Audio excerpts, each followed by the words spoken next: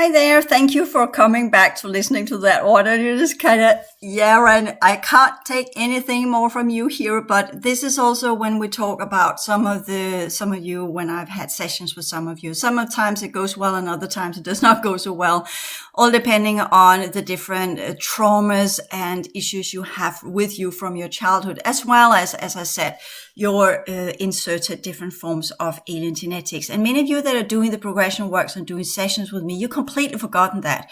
It was in the book, the Souls of Humanity. It's in all of my material. And just because I'm not mentioning it all the time, that you have got inserted alien genetics in everything you are. That's why you are in this physical form, and that's why you're dysfunctional.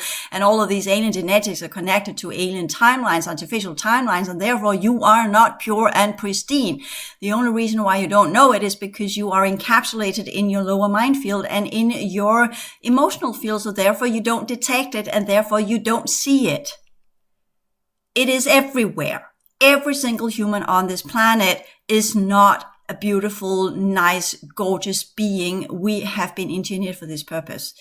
And the colonizers, to go back to that one, they are here, they are sustainating on us. Therefore, they will not let us go, even though that we did do the scenario of with everybody pull out, leave humanity to themselves, as we are talking about with you that are living in America. If I told all of you leave, you can't, you don't know where to go, and you are living on the land, you're living on it, and you've taken over, you might feel guilty about it, but you're not going to change your ways. You're not going to say, no, hell no, this is my country. So the aliens are doing the same thing.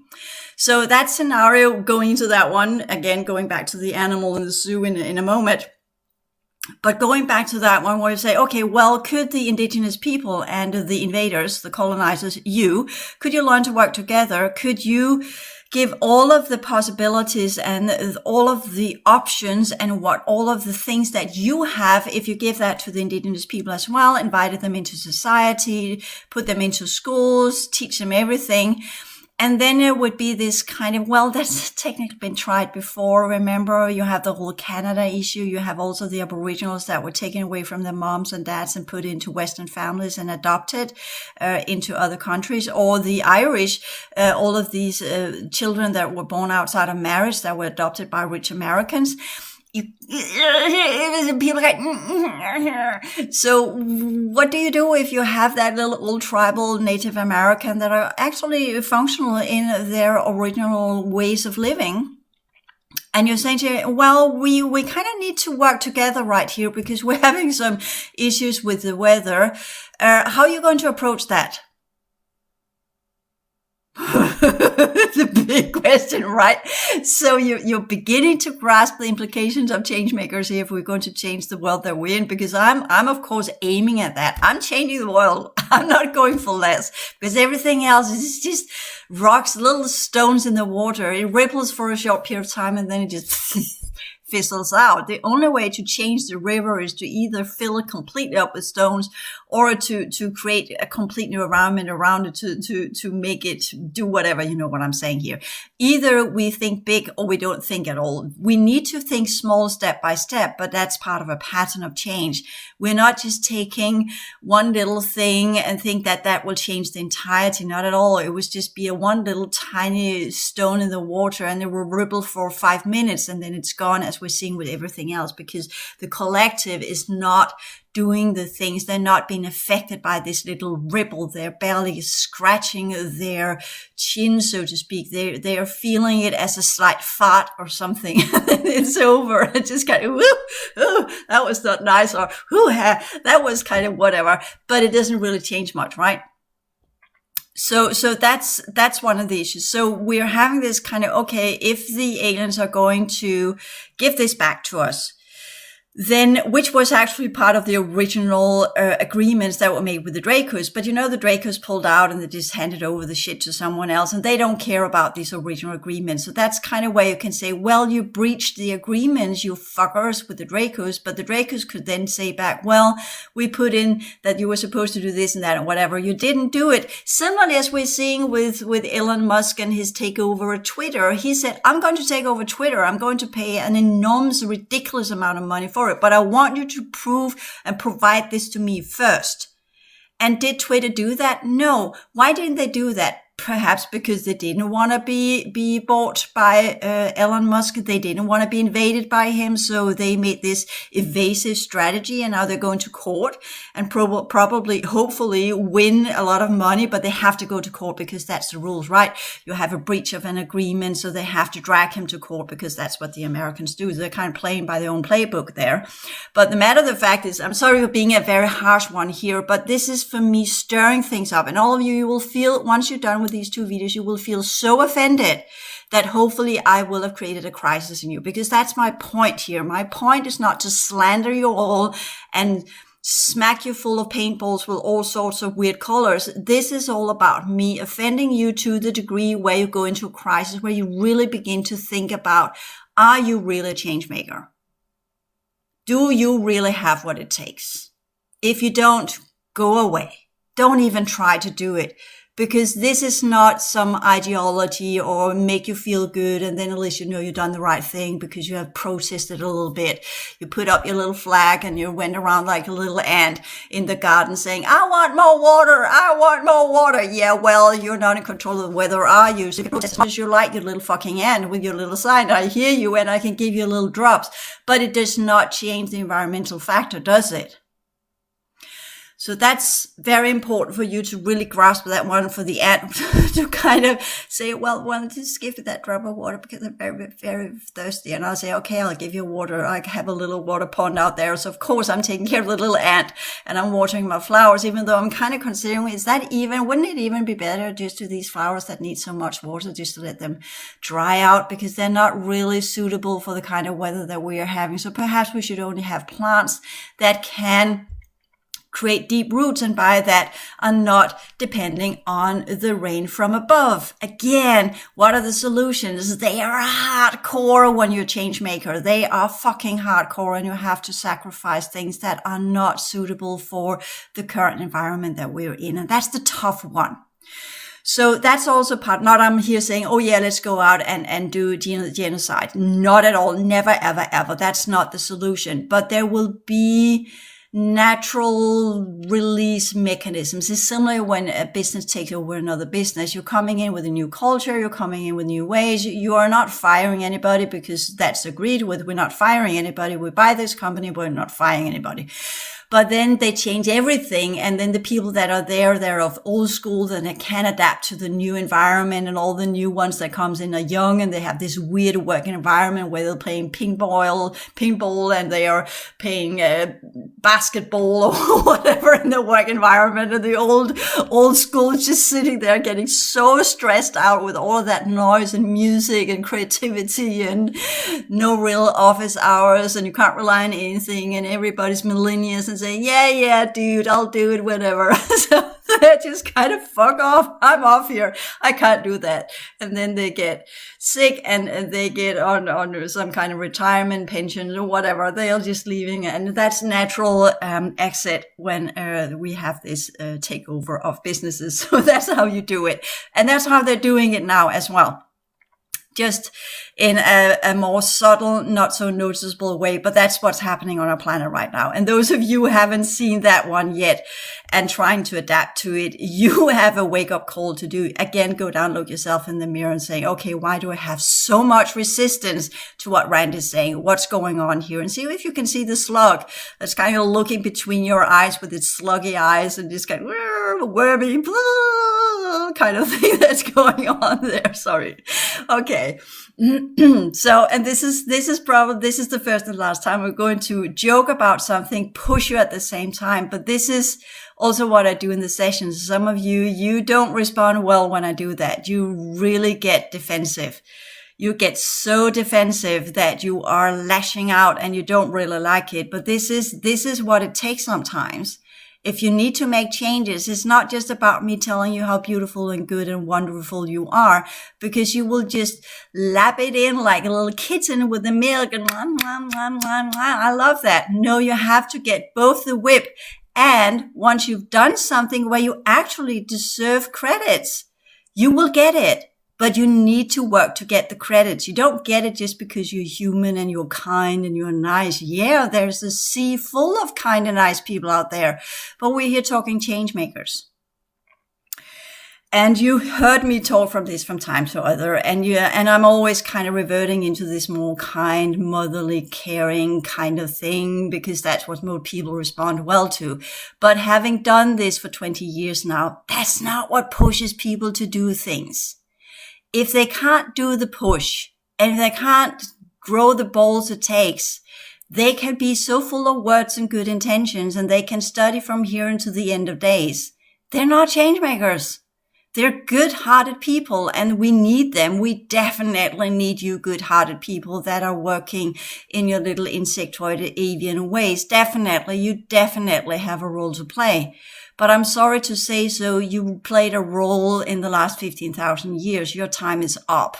So either you get up to speed with where we're going and what you need to do to be able to handle the environment that is coming our way, including the reality that's coming our way, and you get out of your good, kind, compassionate ways, and you find new skill sets that you can put onto your good, kind, and compassionate ways, because I am good, kind, and compassionate. You can say, well, does it feel very compassionate, Randy, that you're constantly pushing me and calling me names and are comparing me to an animal and a slug and an insect and what the fuck? That's not very compassionate, is it?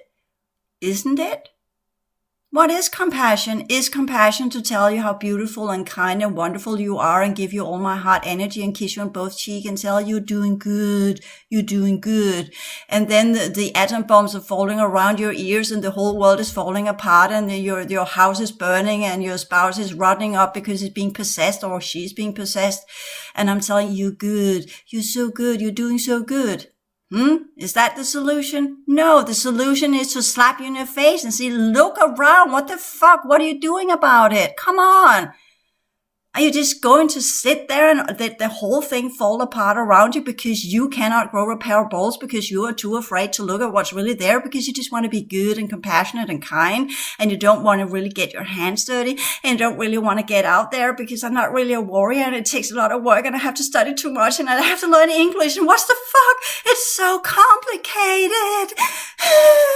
Yeah, I've seen too much cartoons. Sorry about that. But that should be made in a cartoon. Look at it in a cartoonish way because that's how things mostly are presented in my mind. That's why I like cartoons because there you can do all of that weird, really weird scenarios where people are running around with their hands over their head screaming while the whole world is falling apart and nothing is helping, right? Doesn't help. But what does help is that if the whole world is falling apart, you pack your backpack and you figure out what you need to survive. And then you begin going on that journey that will take you to the answers, the solutions, the areas within our reality where the bombs are not falling and where the fires are not burning your house and where we can find people that are like-minded to work with solutions. And there we will have the group dynamics, which is a whole other issue that, I'm going to touch ground with because that's not necessarily, oh yeah, let's team up in communities. Yeah, we have seen it so many times. We always have the traitors within the communities that are there to destroy the good work that the group could make and can make because everybody's so kind and nice and compassionate. The movie The Bird Box, right? Where you have this kind of, oh yeah, it's actually a good vision of some of the things that are going on. I think that was made deliberately, the unseen, the unheard kind of things. And the only ones that weren't really affected by it because they got possessed by it was the nutcases. And the nutcases pretended to be normal, whereas everybody else were blindfolded because they couldn't look at it and then they would jump out of the window and they would scream and they would kill themselves because they couldn't handle it. But the nutcases, they would just blend with it and they would then become the new norm. But that society we don't want to be part of with people that are schizophrenic and have pathological neurological diseases that are making them thinking in ways that are absolutely so primitive and so infused with underworld energies that we don't really want them around, right? Anyways, so that was a different version of the zombie movies, which is more kind of flesh-eating, dead, walking around, which is unthinkable. But the other one was closer to the truth. So the Bird Box is definitely, to some degree, worth watching. So you kind of see this is some of the things that are actually going on. The ones that can see these things, they know they're here. It's not just something we're making up because we're having so many people who are seeing and experiencing these things. And we always have had them, always been here. And they've been burned for it. Know it? Witches, stuff. Okay. So, okay. So going back to some of the problems, I haven't got the solutions yet, but I'll continue working with it in this crossland here, at least in this first series of videos or podcasts, because then of course I'll go out of this pushing and all of these kind of things, and then I'll just go into work modality, and I'll go into solution, and looking at things from a scientific, technological viewpoint. But here I am pushing your fourth cycle mentality into understanding that one has had its time. What you need to take away with it are some very profound skills, which I talk about both in the transition science classes as well as in the template science classes. Because the fourth cycle is all about learning to master the transformative energy system.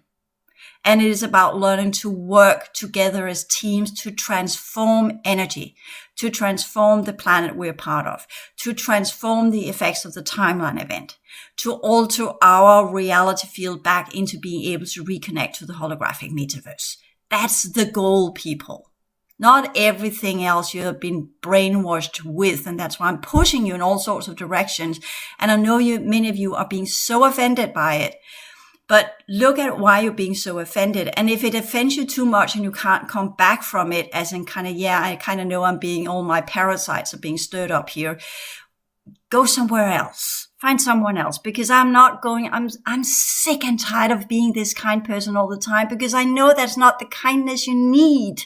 You don't need the mother, caring, compassionate, guru type anymore. That's not what you need. Shit is hitting the fan. You need a different type of push now. We have been trying to give you carrots for so fucking long, and you have not taken it. So now you get the kick instead. Okay. So with that one in place, I'm here to kick your butts. I'm not here to give you the carrots. If you don't understand the carrots from within, it's going to be very difficult for you to do the transition. Might as well say it as it is. If you don't have it from within, it's going to be very difficult, because then you are so controlled of your parasites that you just want to be lethargic. You just want to have the overweight. You just want to do the whole fatigue. I can't do this position. Weakness mentality that you are imbued with. Sorry to say so, but that is a fact. You are still a kind person. I still like you. But when we talk about changing the world, it takes something else. To like you is not enough. To think you're a good person is not enough. You have to fucking prove you can create changes. You have to make changes to be a change maker. Intentions is not enough. Love is not enough in relationships. Intentions are not enough for a change maker. Facts, sciences, proof, implementation, actually producing something that could lead to change is the first step. And then the whole struggle with what it takes to implement it. And for those of us who have awakened into the true realities, we know it's not just about dealing with humans around us, because look in human history. What have we accomplished on this planet? Where's the greatness? Right? Okay, so back to the zoo. We are still having the indigenous people, Western people are having this little, okay, we need to learn to work together. How do we do that? That's so interesting scenario. I'm still playing with that one in my cartoon mind. That's just, wow, that's fabulous. I'm seeing this tribe, the 12 nations. That's technically, I'm here on a ghost level. Sorry about that. I'm seeing the ancestors, right? The 12 nations. There are 12, each one of the original 12 tribes of America, of the indigenous people, which have their very, very special names, which I cannot say in human language because they are what we call Pleiadian of origin. So they have a completely different sound. And these ancestors, these 12 tribal leaders of the 12 nations are sitting there around the bonfire. And that's how they present themselves holographically. And I kind of address them and saying, okay, if you were to infuse all of what's left of your descendants, How would you, because the original people, they work with the ancestors, they work with these original, they're technically called advisory boards, right? So the 12 nations are the advisory boards for the original Native American people that came from Atlantis. And here asking them, okay, what were you supposed to do? And you see, that's where I get all the time whenever I'm talking about something. I never get into this whole kind of, oh yeah, let's look at the current situation. I always go to the root because that's kind of how I work. So I go to the root and I said that advisory board, okay, if you were to assist the incoming, invading, white-skinned, black-skinned, brown-skinned, yellow-skinned of the other people or root races of the world tree, how would you assist them? We are technically divided in 4 different groups after the fall of Atlantis, right? We're reseeded as the world tree with 4 different nations or grand nations or root races. And then the 5th was the sum up one, which we were supposed to be part of by now, which we aren't, but that was a sum up group that was supposed to be unfolded here. So asking that level, I could also ask the Chinese, that is the yellow people, or I could talk with the white people that are what we technically call the Celtics, the original ones, not the ones we have now, not the red hair, the ones that were seated in later on. And we could talk about the black skin. So we could kind of call the advisory boards of the world tree in of all different 4 corners of the root races. And then try to say, can you connect to your original lineages and see if there's any work to be done there to try and alter the reality? And that's interesting because we are actually the next 3 years that jump us into the 2025 timeline is the ability to work on the advisory boards with the original racial lineages and root races that goes with the world tree. So that's very interesting. I will shelve that one for now, because the first thing I'm just getting here is that there is no connection to the human emotional mental field from the advisory board. It goes to the energy system. They can affect the energy system, but they can't get through to the humans. The humans doesn't listen anymore, so to speak. So that's the problem. You don't listen anymore. So perhaps I'm here to drum up a little bit of listening by offending you.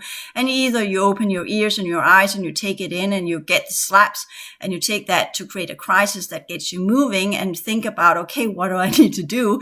Or you just get so offended, you turn around and go somewhere else and find someone that is soothing your comfort zone and what you want to hear and are taking care of your childhood traumas. And that's all good and fine. And you know that in the whole advanced psychology and psychotherapy, I will take care of your childhood traumas. But here we're talking about changemaker mentality. And if you're an infant, you're not a changemaker. You're just a little obstinate child that just want a better world because you're fucking bored in it. So that's not changemaker mentality. Changemaker mentality takes a grown up. So that's why we need to go. And if you need help to grow up, well, I'll help you in the advanced psychotherapy and in the progression work sessions. I will be more than willing to do that there. And there you will get offended as well, because working therapeutically is not about making you feel good. It's about pointing out your weaknesses so you can transform them, so you can become a better person that is stronger in your capacity and not in the deluded persona or false personality matrix you have created around yourself to avoid feeling pain and avoid feeling what you don't like about what other people have told you to be. So of course, part of it is also me supporting you and telling you you're doing good there. That's a good mature trait. And other times I'm going to tell you, yeah, you're 5-year-old there. Could we work with that one? And I'm not going to do it in this kind motherly way. So if you want the kind motherly way, find another psychotherapist. Do the sessions there where you work with your inner child in a very caring way all the way through and through. And not with what's called the father approach, where you get pushed more, where you get challenged more, where you get to fight a little bit more to prove that you're actually a human being that is worth taking into consideration when we're talking about trying to change the world. I know that's very, very harsh and just kind of saying, what the fuck, Randy? So again, just saying, this is what we need. This is what you need to get. People that change the world, they are not weak people. They are enormously strong to such a degree that they offend other people because they are literally pushing all the buttons in people that just want to go around their everyday business and just want to be in their little habitat because they're born into it and they're quite content with it. They're not ready for the walls to be pulled down. They don't want to go out into the wilderness, as we're talking about the animals in the zoo. They don't want to go there. Hell no. I've got everything handed over to me. Now you want me to fight for it. Now you want me to prove that I can exist in the wilderness. Now you want me to change my ways. I'm born into the enclosure. No, thank you. I'm not ready for the wilderness and the holographic wildness and blasting radiation and fucking aliens and wars and collapse of the magnetic field. No. And you'll crawl back into your little cave like a little hermit in your little snail house and go back and look out with two scary eyes. What the fuck? I'm off. And you'll crawl away very, very slowly as if that's going to help in this environment. Not going to help where you want to crawl, right? Where do you want to crawl? It's a global issue. So where do you want to crawl, right? So you can try and go with the whole, I'll crawl to some kind of SpaceX thing, crawl on board a craft and I'll jump to Mars or something, right? So you can do that, begin that journey, right? So again, so that's the problem. The majority of the human population are like the animals in the zoo. They are not ready for what's coming. Not at all, because they have not been part of it for 15,000 years. And you can't just remove the walls and then put them out into the wilderness. They will not survive there. They will not handle this. So we are in that situation where the aliens are making that triage for us and are dividing humanity into different groups already as we speak via the different challenges. Because even though we say, the magnetic field is weakening and we do have pollution issues and all these things, we have got so many warnings. We've got so many warnings. They have given us all these warnings. And are they giving us these warnings because they actually want us to change? Of course not. But it's part of the playbook of an innovation, how you do it by the rules, right? So as we're seeing it with Elon Musk and Twitter and all of that BS. So this is playing by the rules. They're giving us a series of warnings, which we should respond to. The latest big one was with Greta Thunberg, which we didn't listen to. And then we had a series of other things going on, which we haven't listened to either. And we've not changed our ways. So they're playing us on all levels of our society, of all levels of who and what we are. And people are choosing as a collective, and by that showing who and what they truly are, as we're seeing it with the abortion law in America, the gun law in America, the environmental issues, the Black Lives Matter issues. We're seeing the same thing in Australia, where we had some playouts with indigenous people in different ways and forms as well, etc., etc. We're seeing it in Europe with different challenges and how we respond to that. Currently now we are navigating a little bit better, but not as a joint group. We are still having factions in Europe that are going the olden ways, that are reverting back to the older ways with the abortion laws. That's to give away, to minimize the liberty of females, etc., etc., etc. And the whole gun policy, everybody should be allowed to have a gun. Well, one of the things Noah showed me was that is going to be one of the greatest issues in America. You've seen it in so many movies, right? When things hit the fan, the shit hits the fan and people run amok, what do they always pull up first? And then the whole weapon lobby is saying, well, you can only take out a bad guy with a gun if you have a good guy with a gun. Bullshit. Seriously. But is the solution that nobody has guns? That we only have the military? Because I know that subcurrent too. The subcurrent there is actually, no, if we don't have civilians that are having guns, then the military can take over America. That's the subtitle. That's what's really going on. So the ones that are going pro weapon to every man and woman on in America, that's because they want to keep things level. They are playing with this whole, as I said, all of the old Hicks lineages, the Altarian or Warrior lineages of the eagle, they are all militaristic. That's what they are. That's the core energy. So their solution to everything is that we keep the balance. You have so many weapons, we have so many weapons, and then we keep the balance. We keep the balance by having death and destruction in our toolbox. That's how we keep the balance, not by peaceful means. So nobody's going to budge there. Of course not, because that's who they are as people. That's what they are. That's what their civilization were, where they came from. And they have taken these traits with them into this reality as well. And there's a reason why they were here. They were very nice little mercenaries and handy handlers for the Dracos, because the Dracos are warrior factions as well. So they needed these militaristically oriented avians to be present on the planet, which they succeeded in. Okay, so that's a bloodline. Okay, so to put that one in context, again, I know I'm going all over the place here, but this is so you get the implications of why it's not possible for you to be this. And I did it with a combination of humor and actually to 99% of it, I agree. I can, of course, modify what I just said in the last two videos into a nicer way. I can always do that. But the question is if I get the point through. And I think I've proven my point here. And I know afterwards, I kind of feel a little bit, because I am a female and I don't really like being that harsh and I don't really like saying these things. And I know then later on, you'll have to apologize because we're now in that society where it's not politically correct to say any of these things. But the fact is, we need to be different now because we are facing different challenges that we have been facing just within our lifetime. We need to change seriously and tremendously. And we're not going to change into gun hoarding, looters or anything. That's not where we're going.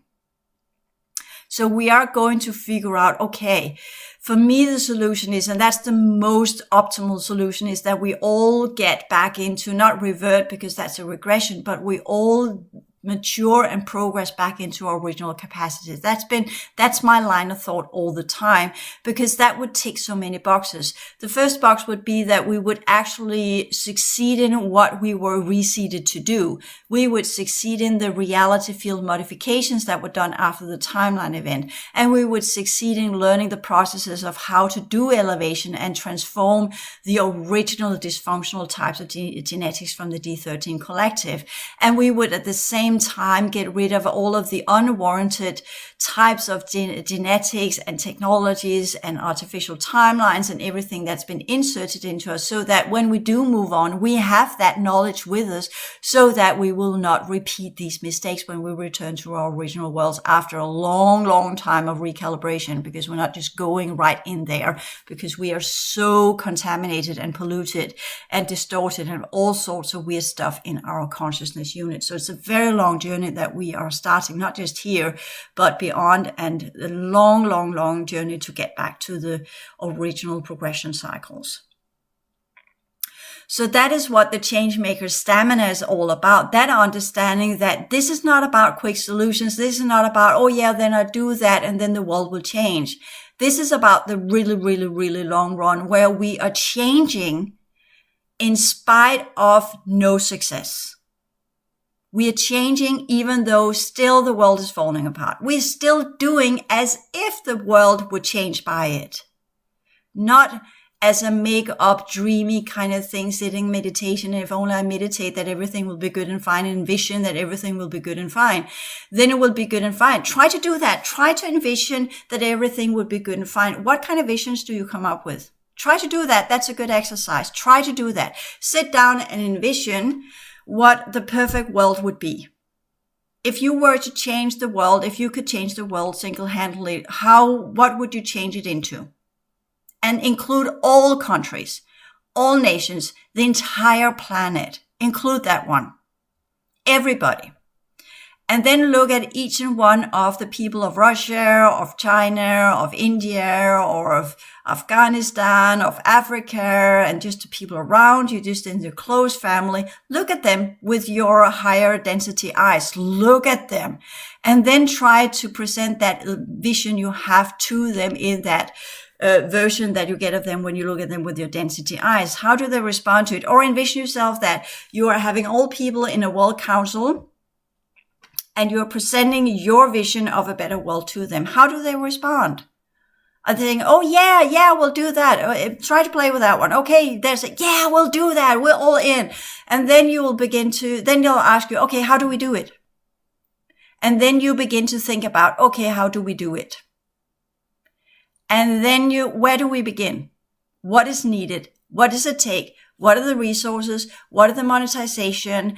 What does people need to learn? What do people need to do? How do they need to change? How long time will it take for them to change? How quickly can they adapt into the new way of being? How much do we need to do to ensure they don't fall back into the old patterns? How do we keep them stuck in this journey where they still have the stamina to continue, even though that is trial and error? They will fail. They have to get back on the horse. They will fail. They have to get back on the horse. They are fighting the parasites. They're fighting the alien technologies. How do we keep people going in this? You can rule out the alien technology, the parasites, what have you. Just do normal human psychology if that fits you better. Try to envision that. You as a change maker being on the podium, you have the project management skills. You are the one that's going to instigate the changes. How are you going to divide the tasks? What are the tasks? How are you going to outline them? What are people? What studies do they need to make? What do they need to learn? How is that effectively put in? Who is the technological, the technicians? That's the word. Who are the scientists? Who are the psychologists? How do we need to work with this? The school system, everything, put it into the society as we have now. And then calculate how long it's going to take before these changes will begin to have an impact. And then you can see why we should have started 100 years ago. And then you can see why, when we talk about who's to blame with this, why the aliens have prolonged our involvement in the upgrading back into density 1 for so long, because they have looked at us as the animals in the enclosure thinking, yeah, not gonna make it. They have looked at the indigenous people and where they are now and what they have become, because we are like the indigenous people compared to the aliens. And they have thought, well, that process is way too long. And they have also done the abduction. They have done the what do you call it? Yes, abduction. Literally, they have what do you call it? Adopted, abduction. Oh, sorry. Wow, that's funny. That is kind of my mind is just completely scrambling.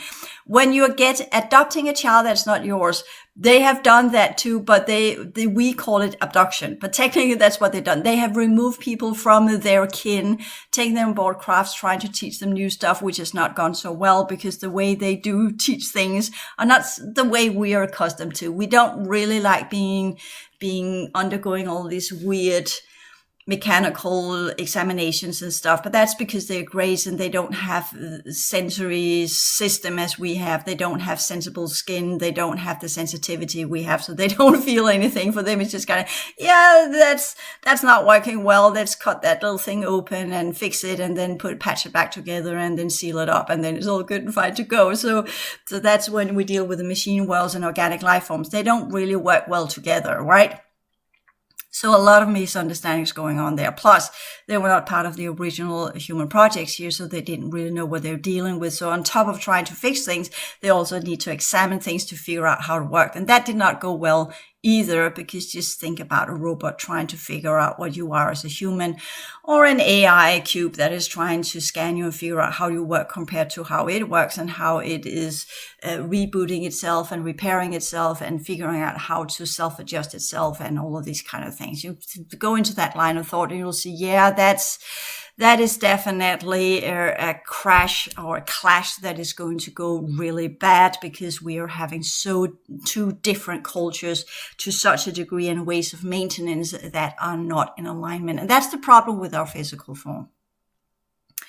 Okay, so having done these 2 videos here where I'm really pushing you and I'm really being hard, right? So with that one said and done, I don't need to go there. Then we can say, okay, it's off the table, all of these kind of things. Sometimes when you have a situation where you need to solve something, you need to push people out of their comfort zone. You need to present to them, okay, we are in a scenario here where everything we have done so far doesn't work. Everything we are so far doesn't work. We need a profound change of self, others, and society. And it should not be implemented around it, which it is. And that is happening. And if you haven't noticed that yet, then you're not on top of your game. We are up against time here. We are the losing part. We were the losing part when we got invaded 15,000 years ago. We're still the losing part. But we do have options. We do have credentials, and we do have leverage. But to get to that point, we need to become as clever and functional in holographic energies and transformation of holographic energies, and connect to and disable the alien technology to be even considered worthy of becoming part of our future timeline, so to speak, where we then could make the possible scenario of teaming up in what we call holographic councils, where we could then discuss what would be the rightful way of operating this reality field. And it might end up dividing it in 3 components, which they're already doing now. That's part of the future. Parts will go to the parallel universal matrix, parts will go to the 3rd cycle, and the remaining parts will be under the guardianship of the enhanced humans that are working with specific alien groups. It's already in the making. It's already happening. And you might envision, how's that going to happen? Well, that's going to happen after you're gone. Then everybody will be reseeded into these new originally type of reality fields that has been extracted from this planet. And then what's left of the physical planet will then fall into the abyss and under the hands of the Dark One. So that's the dystopian future I've talked about. So that's where our planet will go. But the 2 other thirds of humanity one will be seeded into the planetary or the parallel universal matrix reality fields, and the rest of us will be part of this highly scientifically industrious new type of civilization of humans under the enhanced humans, and they will be on what will be called what people have referred to as New Earth. But again, there are different versions of New Earth, so don't be completely fooled and think it's the same. But we will be on a planet where we have overcome some of the issues that we're having now. We'll still be situated on what we perceive to be a planet, and we will there learn to travel. It's of course a hologram, but we will learn to travel into other levels of space, and we'll learn to work with holographic energies, and we'll learn to work with the 4th dimension. And as we do so, that type of humans will slowly shift out of each time a new generation is born. That new generation will have the ability to incorporate and integrate and implement the original density 1 energies. And that will then take them slowly but surely into the original density 1, which will then be for a period of time, again, upheld by different alien groups. And then eventually everything will be shifted into a similar type of environment in another terrestrial system that has been made for that purpose. And there, the humans will live there in a different galaxy for a while. And then they will continue into the worlds of these aliens and their parallel universal matrices. Because remember, we're not the only universal matrix. And that will be the end of this one. Then it will be divided into 2, where whatever is below a certain level on the 5th dimension will fall into the Dark Avatar Collective, and what's above will go to the Parallel Universal Matrix and their new setting, their new type of LPU. So that's how that one's going to go. That's the future of our system. And then we have us that are kind of what we call the jokers, because we want to try and get to the original density 1 energies before all of that happens, so that we can run with the wave of the new grand cycle, or we can run with the wave of the original elevation cycles that are unfolding as well. First, we have the new grand cycle cleanup stages, where everything that shouldn't be there will be activated to be cleared out. And if it doesn't get cleared out, it will evaporate and cease to exist, or it will be snatched by the different factions where it belongs to due to the laws of energetic and genetic affinity. But at least it will be activated, and by that it can be removed if we know how to do so. Or it will consume us, and then whatever that version, that field of us that is consumed by these code systems will then be pulled, once we die, will be pulled into the different factions. So that's the energy system, the root in what we call to the left, instead of us trying to take control and have the transformative energy system, and go to the right and to the original restoration program dynamics, where we will do the same step building out, but in energetic forms, so to speak. And that's why where you have the origin of heaven, where we will be light bodies again, because that technically we will be that for a period of time before we choose to recreate some sort of organic vessel in the system, where we will have our first reseeding after we have completely reconfigured all of our consciousness units using the very advanced technologies of the restoration program. So that's there, but we have to vibrate in what is called the 6-dimensional layer of our reality field, and we are still sucked into the 4th cycle, right? So we need to learn to master the energies of the 5th cycle to be able to vibrate on a 6-dimensional level, because it kind of goes with when you're in your 4th cycle, you need to learn to work with the 5th dimension. That's the first integration of the energy system in the holographic units. Once you've integrated that, you shift into the 5th cycle. In the 5th cycle, you then work with the 5th cycle, unfolding what you had learned in the 4th cycle, what you had built of ideas. You transform them and upgrade them according to the reality you're actually part of. And then once you're doing that, you can begin to integrate the holographic units of the 6th dimension by integrating the code systems of that, so that when you die, you shift into the 6th dimension, and there you then live until you have transformed the energies of the 6th cycle, from where you will then begin to activate the 7th dimensional energies of our system, which when you die, you will then shift into the 7th cycle, where you will then work with the 7th cycle dynamics until you're ready, and you'll begin to integrate the 8th dimensional energies. You see what I'm saying here? Let me repeat. We are in the 4th cycle. Our job now with the transformative energy system is to use the Pleiadian genetics and our biofield to completely transform the energies of the 4th cycle into their highest progression rate, which I teach you in the transition science classes. From there, including clearing our emotional field, from there we begin to integrate the 5th dimension that's connected to the Syrian mind field, using some of these techniques and some of these cube systems, which many are infected, and by that many are not getting the right 5th dimensional teaching systems. They're getting the infected, overtaken versions of them, which will lead them into the parallel universal matrix.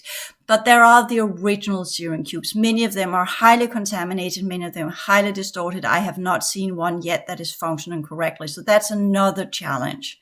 But that could just be my type of Syrian genetics. It could be yours is better, but I don't count on it because there's a reason why nobody's really got there yet.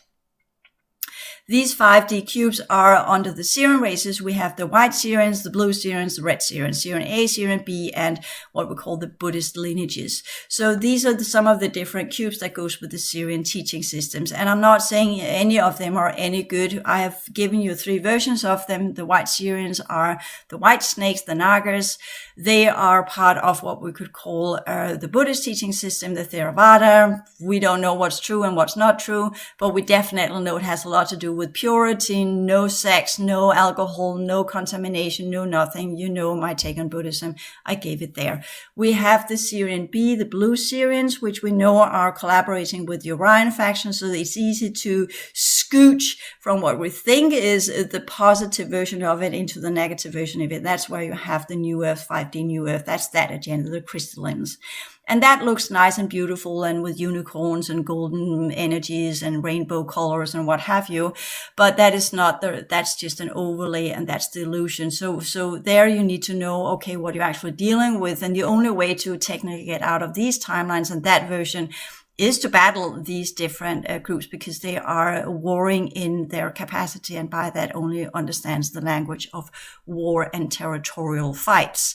And then you have the Syrian A's that are the red Syrians, and these are the ones that are running the 4th cycle inside our reality. That's the old world order. And they're the ones that are connected to the planet hierarchy, and the Lunars, they collaborated with the Lunars, and that's why we have a lot of insectoid, avian type of energies on our planets, even though many of you think that you know a lunar, but you don't until you really have seen a lunar human. They are here, they are in form, and they do have human vessels, and they look in a very special way that only those who have eyes to see will understand that they are the lunars. Okay, so they are here as well. So they are part of what we call, many of them are part of the elite, or they have been expelled by the elite because they use too much magic, and by that have been imprisoned. So the lunars are not in a great position on our planet either, but they've been trying to get back their power for a very long time by teaming up with the Dark Ones. Okay, so putting that in context. So what is the 5th dimension that we are to work with? And that's what I'm on now. That's my first part of the next step of my changemaker ideas and the pioneers work. That's where that one will go into. The pioneers work will be my version of a 5th dimension we can begin to work with, so that we begin to adapt our energy system to process these types of fifth dimensional energies that would be very much in alignment with the original pillar project, using the principles, the rules, and all of the laws of energy and whatever we have there so far as I can push it, because there's no doubt nobody wants me to provide you with that set of teachings so it becomes part of your energy system. Absolutely no doubt about that. And then we will see where that will take us. But the whole plot is, when you're in the fourth cycle, you complete the fourth cycle, then you work with the fifth dimensional energies to begin to create the code systems necessary while you are in the fourth cycle. By that, you transform your energy system so that when you shed off your physical form, you will be reborn, or should have been reborn, into the fifth cycle, where you will then take a couple of lifetimes, a couple of rounds, where you work within the fifth cycle until you master that and nail that to the dot of all of its features within the pillar project, the 511 pillar, as it was orchestrated originally. And you integrate the different dimensional features that belongs to the fifth cycle. So these features are the sixth dimension, seventh dimension, eighth dimension, and ninth dimension up to the 11th dimension, which you can then integrate as part of your energy system. Once you're ready, you have nailed the fifth cycle and the fifth dimensional energies to the dot, and have integrated enough of the sixth dimensional energies, and you have learned what it means within the fifth dimensional spectrum of energies, holographic units, and how to operate the different programs within the 511 pillar. You were supposed to move into the 612 pillar, where you would be part of the sixth cycle, where you would then begin to integrate the 7, 8, 9, 10, 11, and 12th dimension that was suitable and fitted for the sixth cycle of the civilization you had there become part of. That was how it was supposed to be. So we'll still work with these dynamics, because even though they're highly cloaked and highly distorted and highly destroyed in our original energy system, it is still part of the blueprint of the transformative energy system we have. So we can recreate it. It takes an enormous amount of time, but keep remembering that if we could only get one original holographic unit to vibrate in its original density energy on its original fourth cycle level, it will for a short period of time reconfigure your entire energy system, because holographic units, you just need the seed, then everything can change. And with that, you begin to get the bleed-throughs of who and what you really were. So knowing what you were will not change it, but transforming the energy system that holds these consciousness units will, because then you can begin to unfold the content of your consciousness units into your holographic transformative energy system. And then you can begin to affect the human form as well as our minds. And that's why I say, well, we need to exemplify it into some kind of projects inside the base program, this reality. And there are different factions, of course, not the dark avatar, but some of you might team up with the parallel universal matrix, because that's what what's part of you has already agreed, your faction has already agreed there. So that's where you will work. Others will work under the enhanced humans, because that's where your factions already have aligned themselves. And others of us will be pushed into these two factions, but we will make life so difficult for them that they eventually just say, yeah, we can't be bothered. That's just one unit. Who gives a shit? Yeah, she or he might be valuable, but they are making so much noise, making it so difficult that it's a waste of energy, because they're also rational beings. They are looking into the purpose and function, and the price might be high. There might be some really good genetics there, but the person that is having them is making it so difficult that it's not worth the effort. The problem with that strategy is, which I know because I'm using that strategy, is that they will demolish you before they let you go. They will literally wear you to the ground before you're allowed to go. So, and then there is a shitload of reconstruction, and you will probably lose 30% of your original viability by doing that, if not more. So that's a very dangerous strategy. So that's also why I'm saying being kind and compassionate. You can be as kind and compassionate as you want with these races. They will just see you as compliant. And they'll take advantage of it, because they're not here to suit you or enhance your business. They're here to suit themselves and enhance their own business. And if you're compliant, they're happy. Fine. That's an easy slave. Let's wear her out and take what we need and then just discard the rest and whatever. Who cares? Not our problem, because we have the prerogative to be here again, the colonizing, invading mentality, right? So with these two videos where I said that, and I said my piece, and I put it in perhaps a little bit in overload, but you get the picture here.